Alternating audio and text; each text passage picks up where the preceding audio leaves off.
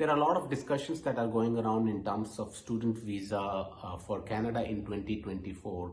We've been hearing different information from different sources that Canada is coming up with some new rules for student visa in 2024, but nobody actually knows about it. The reason behind Canada is the talk of the town globally because of the current situation that has been prevailing in Canada. And there are a lot of tensions which are going on in terms of relationship between India and Canada. So people are worried about it, that what are the new rules that will be announced, what are the changes that will be coming up for student visa in the near future for 2024. Canada is set to bring a significant update, and it is confirmed news from the reliable source. I've also shared a video in the past in which I have discussed about different changes which Canada is planning to bring in terms of student visa in 2024. So those changes are already been announced by the Canadian government, and those changes will be effective from spring 2024. That will be in the month of May in 20. It's a very big update in case you're planning to apply for student visa in 2024. This news can have a great impact, a big impact on you when you're applying for student visa. You should be aware that what are the changes that are coming up so that you can plan yourself for student visa in case you are looking forward for 2024. Make sure you watch the video till the end so that you keep yourself updated with all the new rules that has been announced by the Canadian government for student visa in 2024. And also please subscribe to my channel so that you keep yourself updated with all such updates regarding Canada. Hello friends, welcome back to my channel Pawan Speaks Canada. I hope everybody is doing well. So let's talk about the changes that are coming in 2024 study visa. I have already prepared and shared that in my previous video, but let me cover up the basic points once again for the sake. So first, let's discuss the rule changes. These rules are similar to those which are already in Australia. In Australia, there are three levels of institution. The first level of university category, we have the topmost universities. In level 2, we have good universities. And in level 3 are not that great institutes, and their ranking is also not that great.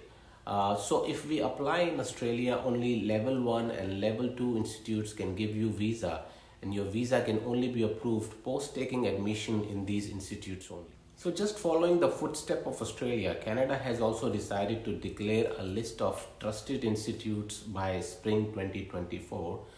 That is somewhere around May 2024, Canada's first list of trusted institutes will be published.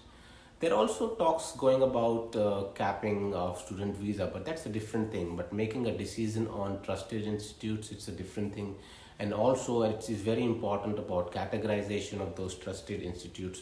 So now everybody must be thinking, what are the reasons about the reason for the changes? And let's talk about the reason for the same. So basically there are three reasons for Canada to take such a big decision to come up with a list of trusted institutes.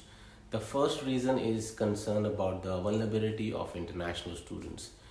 What is happening, many international students who come to Canada face challenges. They are often not provided with proper treatment and can face exploitations. Additionally, a majority of colleges lack sufficient accommodation and available seats, leading to difficulties for students.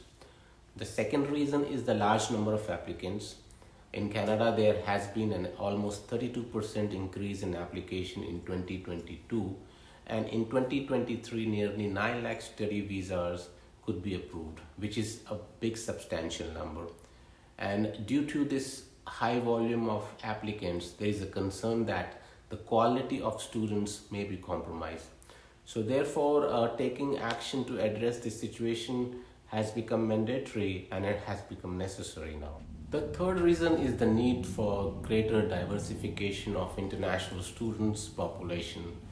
What is happening right now in Canada, majority of students, at least 40% students come from India, so there is no diversification which can be seen. But Canada wants that they should have students from Europe, entire Asia, African students should also come.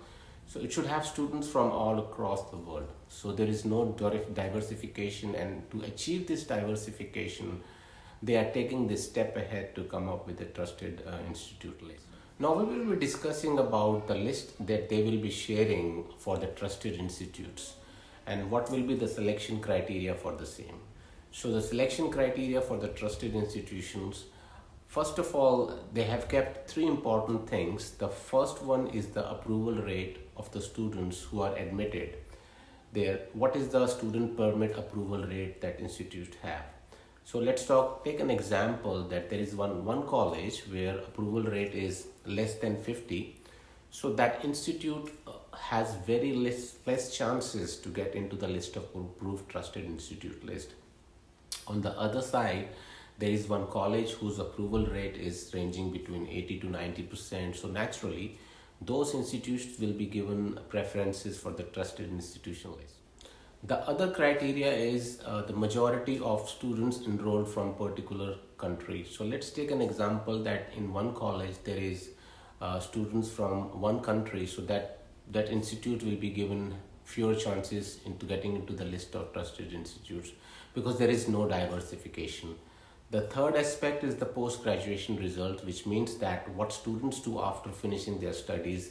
This follows a similar approach what we have in Australia and which has been practices over there. In Australia, institutes are ranked based on whether students were able to find jobs in their field of study, and if they continue positively, they are contributing positively to the economy of the country. These factors will also have to be considered when determining whether an institute qualifies for trusted category. Besides these three major factors, there are a few other small factors which will be taken into consideration. The first one is the retention rate.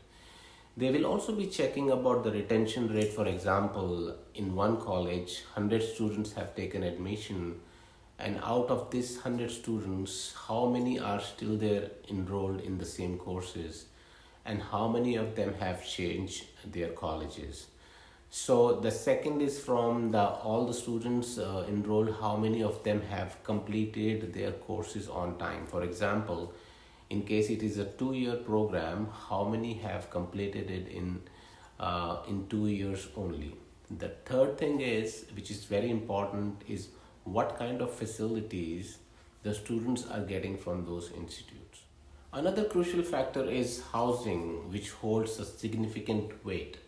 And it's a top priority, especially given the ongoing discussions about in Canada. There is a lot of focus on this because some dishonest politicians have tried to connect students with the housing crisis. So when evaluating about an institute, they will consider which ones provide accommodation and have excellent hostel facilities for students. The final consideration is the student-teacher ratio. This looks at the number of teachers compared to the number of students, giving a specific ratio. So we have three significant factors and three smaller ones that plays a role in the complete evaluation process. So therefore, institutes that meet these criteria have a higher likelihood of being classified as a trusted institutions. Conversely, those do not meet the criteria will not be included in the approved list. I'm not going to say that when this list will be published, the institutes which are not meeting the requirement will not give visas, but I can tell you one thing: if you get admissions in those approved institutes, what all facilities which can be given to you. Firstly, there will be more visa chances. Visa processing will be expedited, ensuring swift results. You will also enjoy enhanced facilities. Moreover, this list will receive a greater priority from both IRCC and the Canadian government. After gathering all the necessary data, this list is set to be released in spring 2024, most likely in May. The IRCC will provide comprehensive updates on the entire process at that time. If your institute is included in this category, your visa application is expected to be streamlined and efficient. It is important to be ready for this new process. I'm hoping that this change will be in favor of international students so that they should not face any problems and should get more facilities. If you want to watch more videos like this, please subscribe to my channel to keep yourself updated. Pawan Speaks Canada. And once again, thank you so much for watching. See you soon.